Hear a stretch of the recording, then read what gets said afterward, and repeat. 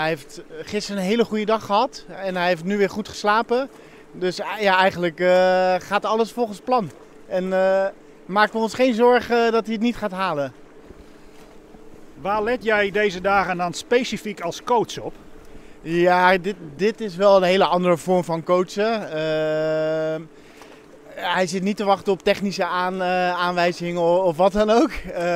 Dus ik kijk gewoon hoe hij erbij staat, wat hij nodig heeft. En het meeste geeft hij wel zelf aan. Omdat hij weet zo wat zijn lichaam kan en wat hij niet kan.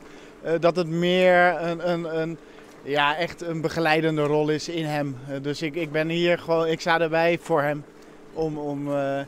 Als hij wat nodig heeft, dan helpen we hem. Is dat belangrijk, dat mentale support? Ja, absoluut, absoluut. Het valt nu heel erg mee. Hij gaat deze dagen echt wel goed doorheen. Maar er zijn momenten dat hij het zwaar heeft. En dan vindt hij het wel fijn om een bekend gezicht bij hem te hebben die hem daar doorheen trekt. Dus dat is zeker een grote rol. Ja.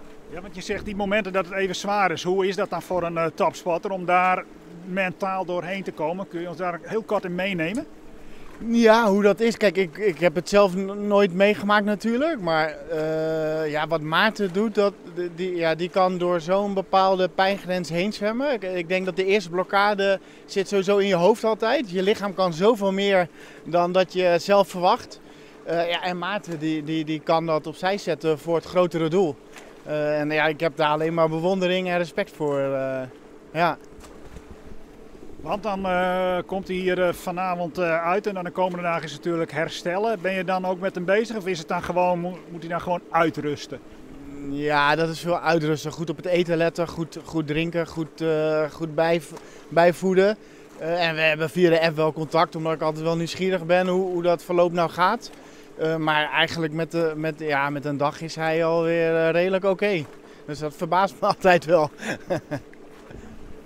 Wat maakt hem zo goed? Want ik hoor ook de zwemmen behoorlijk goede zwemmers hiernaast. Die houden dan een paar minuten dat tempo vol. En daarna zakken ze, nou niet door het ijs, maar zakken ze qua tempo af. En Maarten is 4 dagen hier stoïcijns bezig. Hoe kan dat? Ja, laten we niet vergeten, hij is Olympisch kampioen, hij helpt de 10 kilometer. Dus ja, hij kan zwemmen. Zwemmen is een hele technische sport. En Maarten beheerst dat gewoon heel goed.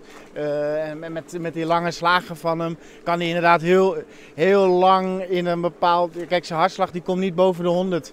Dus ja, hij ligt in zo'n steady state te zwemmen. Dat is bijzonder dan. Hè? Als je die andere...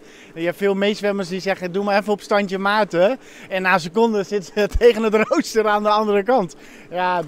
Het is Olympisch kampioen, joh. Dat word je niet zomaar. Dus hij kan gewoon heel goed zwemmen.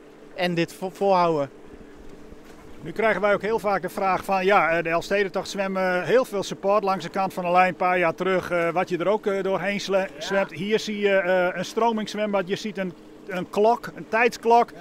Sommigen zeggen tegen mij dat is toch dodelijk. Hoe zie jij dat als coach? Nou, kijk, we missen de Friese enorm. Ik ben in beide tochten bij geweest. En ja, dat was heel bijzonder om mee te maken en dat helpt hem daar zeker doorheen.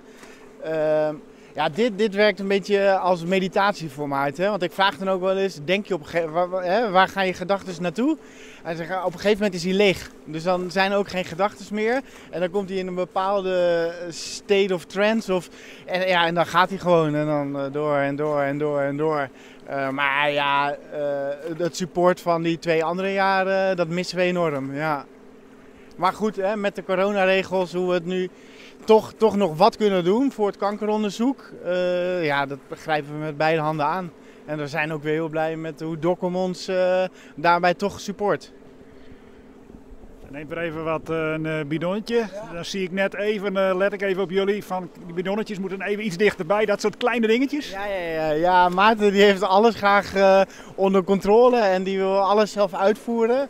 Dus kijk, als het aan mij ligt, dan maak ik gewoon 1 bidonnetje per keer. Maar Maarten wil gewoon alles op de kant hebben staan, zodat die weet dat alles gewoon geregeld is. Het is soms een divaatje, hè. Maar nee, ik snap het ook wel. Hij wil gewoon die zekerheid dat het goed gaat. Ja. En tot besluit, komt het goed vandaag? Ja, zeker. Hij ziet er zo goed uit en hij zwemt nog zo lekker. Daar maak ik me helemaal geen zorgen om. Nee.